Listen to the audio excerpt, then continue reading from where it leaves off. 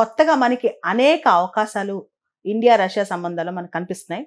యాక్చువల్‌గా మనం చూస్తే రష్యా, ఉక్రెయిన్ యుద్ధం మొదలు కాకముందు ఇండియా యొక్క ఆయిల్ ఇంపోర్ట్స్‌లో రష్యా వాటా కేవలం 2.5%, 2.5%. ఇప్పుడు 35%. ఎనర్జీ రంగంలో కూడా ఇండియా రష్యా కొలాబరేషన్ అనేది మనకు భవిష్యత్తులో చాలా కనిపిస్తుందన్నమాట.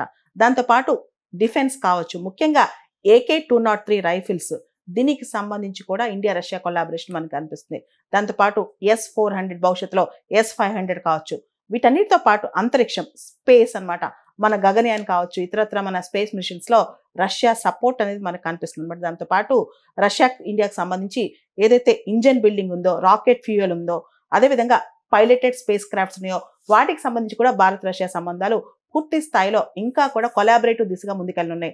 దాంతో పాటు రక్షణ రంగంలో మనం చూస్తే జాయింట్ ప్రొడక్షన్, ఉమ్మడిగా ఇద్దరు కూడా BrahMos, Sukhoi 30, T-90 tanks, already T-90 tank పూర్తిగా ట్రాన్స్ఫర్ ఆఫ్ టెక్నాలజీ అయిపోయిందనమాట.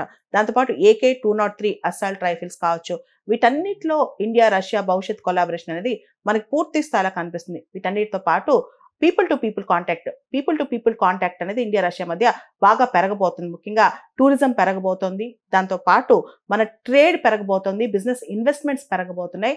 అండ్ ఇప్పటికే ఇండియన్స్ రష్యాలో దాదాపు 61,000 మంది ఉన్నారు. ఇంకా కూడా ఇండియన్ వర్క్ ఫోర్స్ రష్యా తీసుకెళ్లబోతోంది. ముఖ్యంగా మన స్కిల్డ్ వర్క్ ఫోర్స్ రష్యా తీసుకెళ్లబోతోంది. ఇలా సరికొత్త అంటే డిఫెన్స్ కావచ్చు, స్పేస్ కావచ్చు, స్ట్రాటజిక్‌గా కూడా, వ్యూహాత్మకంగా కూడా ఇండియా రష్యా కలిసి అడుగులేయబోతున్నాయి అన్నమాట.